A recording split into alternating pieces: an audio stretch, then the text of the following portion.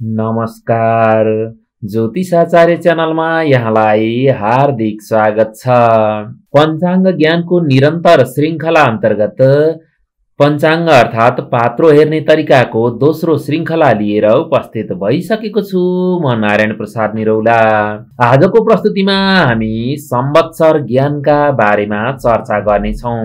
संवत्सर साधन कसरी गरिन्छ, संवत्सर भनेको के हो र संवत्सरको ज्ञान हामीलाई किन आवश्यक छ, यी विविध विषयवस्तुमा आज हामी विस्तृत रूपमा चर्चा गर्नेछौँ। पात्रो सँगसँगै पात्रोमा यसरी यहाँ सिद्धार्थी नामको संवत्सर यो वर्ष लेखिएको छ।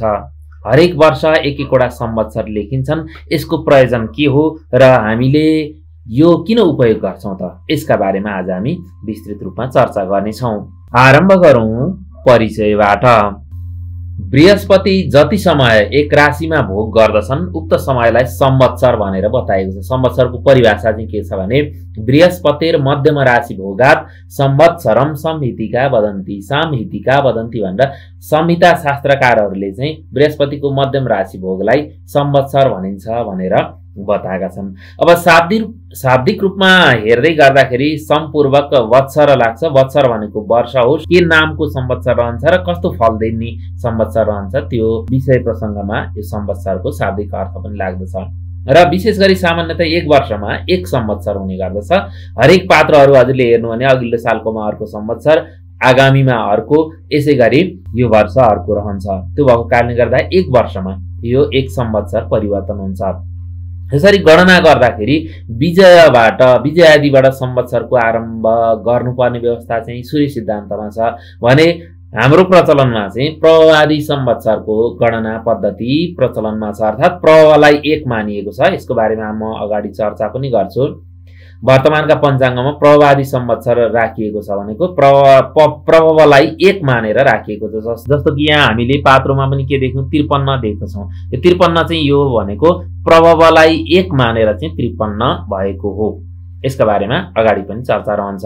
संवत्सरको आरम्भ चैत्र शुक्ल प्रतिपदाबाट हुन्छ। यो चाहिँ जहिले पनि संवत्सर चैत्र शुक्ल प्रतिपदाबाट आरम्भ हुन्छ। चैत्र शुक्ल प्रतिपदामा जुन संवत्सरले छुन्छ, बृहस्पतिको मध्यम राशि भोगले जुन संवत्सर प्राप्त हुन्छ त्यही संवत्सर चाहिँ त्यो संवत्सरले त्यो वर्षलाई प्रतिनिधित्व गर्छ। जस्तो कि हामीले सूर्योदय कालमा जुन तिथि प्राप्त हुन्छ त्यही तिथि नै त्यो दिनका लागि प्रतिनिधित्व गर्ने तिथि हुन्छ, नक्षत्र हुन्छ, योग हुन्छ भने जस्तै गरी यहाँ पनि जुन संवत्सरले चैत्र शुक्ल प्रतिपदालाई छुन्छ त्यो संवत्सर त्यो वर्षका लागि हुन्छ।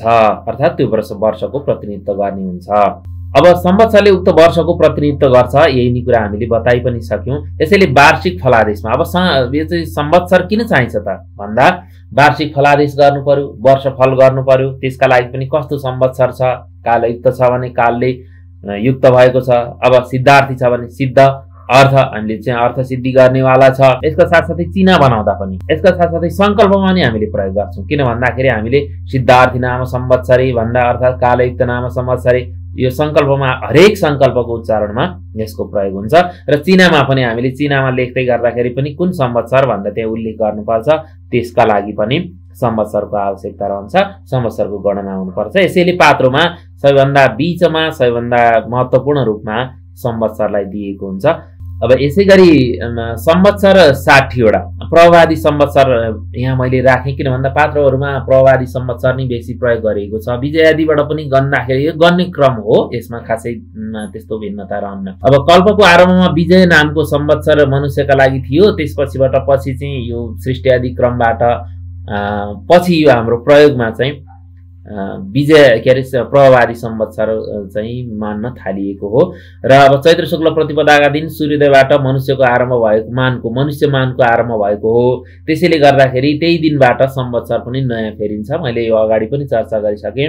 एक वर्षको समय एक संवत्सरको हो। यो चाहिँ संवत्सर भनेकै वर्ष भन्ने अर्थ हुन्छ। त्यो भएको कारणले गर्दाखेरि यहाँ वर्षलाई नि यहाँ एक वर्षको समय एक संवत्सरको हो भनेर बताइएको हो। त्यो भएको कारणले गर्दाखेरि त्यो प्रतिनिधित्व गर्ने भएकोले गर्दा गर्दाखेरि उदयकालमा तिथिले भेटे जस्तै गरी यो वर्षारम्भ कालमा चैत्र शुक्ल प्रतिपदामा जुन संवत्सरले भेट्छ त्यही संवत्सर त्यो वर्षका लागि हुन्छ।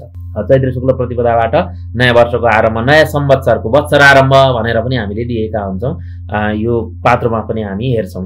यसै गरी प्रभावादि संवत्सर कति प्रचलनमा आएको हो, मूलतः गणना गर्दाखेरि कुरो एउटै नै आउँछ। यसका बारेमा हामी पछि देखाउँछौँ पनि। यसै गरी अब 60 संवत्सर मध्ये प्रभावादि संवत्सरहरू चाहिँ अब यहाँ मैले विजयलाई चाहिँ छुट्टै रङको लगाएको छु। किन भन्दा सूर्य सिद्धान्तमा चाहिँ विजयादि संवत्सरलाई विजयलाई 1 मान्नु भनेर यसरी गरिएको छ। अब यो एक मान्ने कुरामा यहाँ अलिकति केही भिन्नता छ। अब प्रभवलाई 1 मान्ने चाहिँ हाम्रो प्रचलनमा अहिले प्रचलनमा रहेको छ। त्यो भएको कारणले प्रभव, विभव, शुक्ल, प्रमोद, प्रजापति, अंगिरा, श्रीमुख, भाव, युवा, धाता, ईश्वर, बौधान्य, प्रमाथि, विक्रम, वृष, चित्रभानु, सुभानु, तारण, पार्थिव, व्यय, सर्वजित, सर्वधारी, विरोधी, विकृति, खर, नन्दन, विजय, जय, मन्मथ, दुर्मुख, हेमलम्बी, विलम्बी, विकारी, सर्वरी, प्लवक, शुभकृत, शोभन, क्रोधी, विश्वावसु, पराभव, प्लवंग, किलक, सौम्य, साधारण, विरोधकृत, परिधावी, प्रमादी, आनंद, राक्षस, नल, पिंगल, कालयुक्त, सिद्धार्थ, रौद्र, दुर्मति, दुन्दुभी, रुधिरोद्गारी, रक्ताक्षी, क्रोधन, क्षय गरी यसरी 60वटा संवत्सरहरू रहेका छन्। र अब काहीँ सूर्य सिद्धान्तमा भनौँ विजयादि मानिएको छ। अब प्रभावादि हाम्रो अहिले प्रचलनमा रहेको छ। यति मात्र कुरा हो र यो मैले संवत्सर प्रकरण ज्योतिषशास्त्रबाट यो कुरा लिएँ। अब संवत्सर कसरी साधन गर्ने त भन्ने सन्दर्भमा सूर्य सिद्धान्तको सूत्र महत्त्वपूर्ण छ। बृहस्पतिको मध्यम गति लगभग 5 कलाको हुन्छ। यसै गरी एक राशिमा के हुन्छ भन्दाखेरि 30, एक राशि चाहिँ हामीले कलामा बनाउँदाखेरि 1800 कला हुन्छ। यसलाई 5 ले भाग गरेर 360 16 दिन हुन आउँछ। अर्थात् 360 16 दिनमा बृहस्पतिले एक राशि भोग गर्छन्। त्यो भएको कारणले गर्दाखेरि 16 दिन भनेको 360 अंश चाहिँ सूर्यले 360 डिग्री नै भोग गर्ने हो। त्यो भएकोले गर्दाखेरि यहाँ बृहस्पतिको 1 वर्ष भोग हुन्छ। यसरी एक राशि पार गरेको समयलाई नयाँ संवत्सरको आधार मानिन्छ। अब यो सूत्र यहाँ दिएको छ। द्वादशग्ना ग्रोरियाता भगणा वर्तमानकै राशि विषयता शुद्ध षष्ठा विजयादय भनेर यसरी चाहिँ यहाँ विजयादि संवत्सर हुन्छ भनेर बताइएको छ। अब हामीले यो शेष अनुसार हुन्छ यो सूत्रमा। अब त्यही कुरालाई यहाँ उदाहरणमा पनि मैले प्रस्तुत गरिरहेको छु। जस्तो कि यहाँ अहर्गण निकाल्नु पर्ने हुन्छ। अहर्गण निकाल्ने प्रक्रिया मैले अघिल्ला श्रृङ्खलाहरूमा बताइसकेको छु। हजुरहरूले त्यसबाट अहर्गण निकाल्न सक्नुहुन्छ।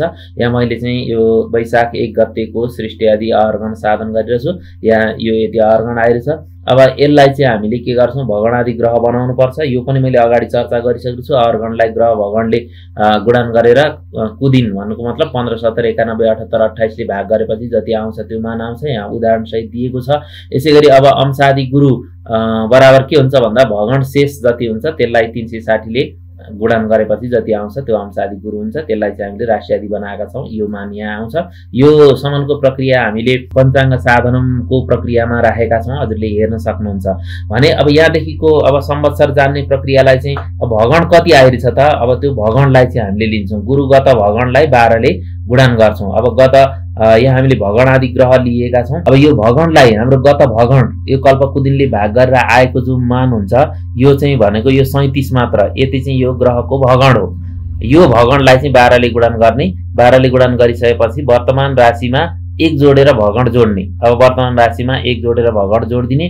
त्यसपछिबाट 60 ले भाग गर्ने। 60 ले जति हुन्छ त्यसलाई भाग गर्ने यो मान आउँछ। त्यसपछिबाट यो 60 ले भाग गरिसकेपछि भागफल यो भयो। भागफललाई त्याग्ने। शेष कति आउँछ 60 भित्रको शेष कति आउँछ।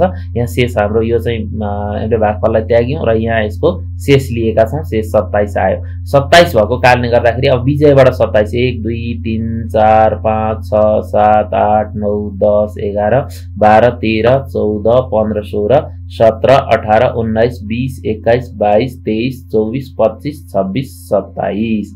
त्यही भएर यहाँ सिद्धार्थ नामको संवत्सर। यो चाहिँ सिद्धार्थी र सिद्धार्थ कुरो एउटै नै हो। यहाँ शाब्दिक रूपमा फरक भए पनि अर्थ लगभग एउटै रहन्छ। त्यो भएको कारणले कसैले सिद्धार्थी कसैले सिद्धार्थ यसरी चाहिँ प्रयोग गरेको छन्। त्यो भएको कारणले गर्दा सिद्धार्थ नामको संवत्सर यो वर्ष रह्यो। यसरी 2082 सालमा यो भयो। अब यो चाहिँ विजयबाट गन्दाखेरि यो 27 आएकोले प्रभावादि गन्ने अहिले चाहिँ प्रचलन छ। प्रभावादि गन्दाखेरि चाहिँ 53 आउँछ। त्यो भएको कारणले गर्दा 53 यहाँ चाहिँ दिएको हो। 53 हुन्छ। प्रभावादिबाट गन्ने हो भने अब हजुरले यसबाट गर्नु होला। प्रबाट यहाँ चाहिँ गन्दाखेरि जुन प्रभ यहाँबाट 1 मानेर गर्नुभयो भने यहाँ यो सकिएपछि फेरि यहाँ जान्छ। यसरी गर्दाखेरि चाहिँ यहाँ आउँछ कति भन्दा 53 आइपुग्छ। 5 र 3 53 आइपुग्छ। यो चाहिँ गणना गर्ने प्रक्रिया हो। यसरी हामीले संवत्सर साधन जान्न सक्दछौँ। अब यहाँ 1 शेष भए विजय लिनुपर्छ किनकि सूर्य सिद्धान्तमा विजयादि संवत्सर बताइएको छ। त्यो भएको कारणले गर्दाखेरि यसरी हामीले सिद्धार्थ नामको संवत्सर अहिले वर्तमानमा साधन गरियो।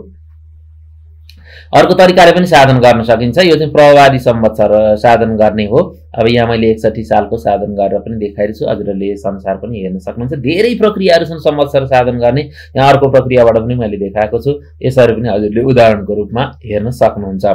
चैत्र शुक्ल प्रतिपदाबाट नयाँ वर्षको आरम्भ हुन्छ। नयाँ वर्ष भनेको चैत्र शुक्ल प्रतिपदाबाट वत्सर आरम्भ हुन्छ। नयाँ वर्ष भनेको पनि त्यो वास्तविक नयाँ वर्ष भनेको चाहिँ चैत्र शुक्ल प्रतिपदाबाट हुन्छ, जसलाई वत्सरारम्भ पनि भनिन्छ।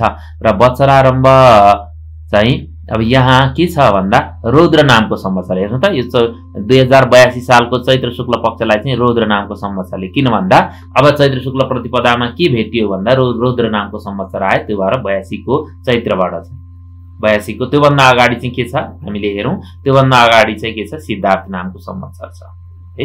यसरी चाहिँ चैत्र शुक्ल प्रतिपदाबाट संवत्सरको आरम्भ हुन्छ र हामीले संकल्प आदि गर्दा, चिना बनाउँदा होस् अथवादेखि हामीले वार्षिक फलादेश गर्दा होस् अथवा अन्य प्रयोजनका लागि भने, किन भन्दा यसरी हामीले संवत्सरको उपयोग गर्दछौँ।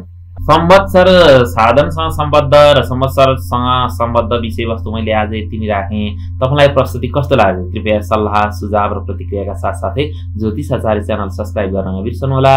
आजको प्रस्तुतिबाट बिदा चाहन्छु। नमस्कार। भवतु मङ्गलम् जयतु सर्वदा सर्वमङ्गलम् भवतु सर्वदा सर्वमङ्गलम्। ज्योतिषाचार्य ज्योतिषा